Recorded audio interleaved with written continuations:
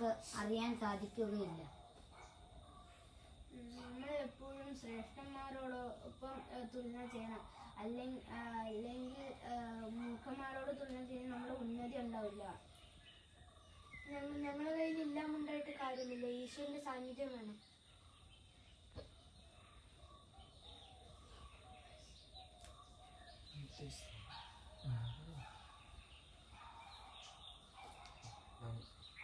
നമ്മുടെ കയ്യിൽ ശക്തി വിദ്യ ഉണ്ടായിട്ട് കാര്യമില്ല. ഈശ്വരന്റെ സാന്നിധ്യം വേണം. നമ്മുടെ കയ്യിൽ ഒരു വസ്തു ഉണ്ടെങ്കിൽ മാത്രമേ അതിന്റെ വില മനസ്സിലാവുള്ളൂ, അല്ലെങ്കിൽ അതിന്റെ വില മനസ്സിലാവുകയില്ല.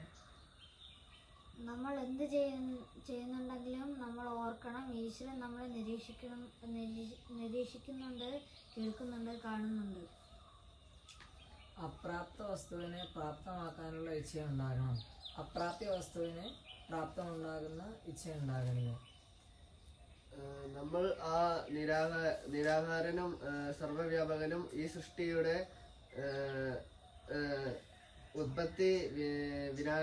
ഉത്പത്തി പരിപാലന വിനാശം നടത്തുന്ന ആ ഈശ്വരനെ നമ്മൾ ഉപാസിക്കണം, അല്ലാതെ ജഡവസ്തുക്കളെ അല്ല. ഈ വേദമന്ത്രത്തിന്റെ ഭാവം എനിക്ക് മനസ്സിലായത് യജുർവേദത്തിലെ 40ാം അധ്യായമായ ഈശാവാസ്യോപനിഷത്തിൽ ഈശ്വരൻ്റെ വ്യാപകത്തെക്കുറിച്ച് പ്രതിപാദിക്കുന്ന ഒരു മന്ത്രമുണ്ട്. ഓം ഈശാവാസമിതം സർവം യത്കിഞ്ച ജഗത്യാം ജഗത് തേന തെക്തേന ഭുഞ്ചെയ്ത മാകൃത കസ്യസിദ്ധനം. അതായത് ഈ നീതിയിലുള്ള എല്ലാ സ്ഥാവര ജംഗമ വസ്തുക്കളിലും ഈശ്വരൻ്റെ വ്യാപത്വമുണ്ട് എന്നുള്ള ഭാഗമാണ് എനിക്ക് മനസ്സിലായത്.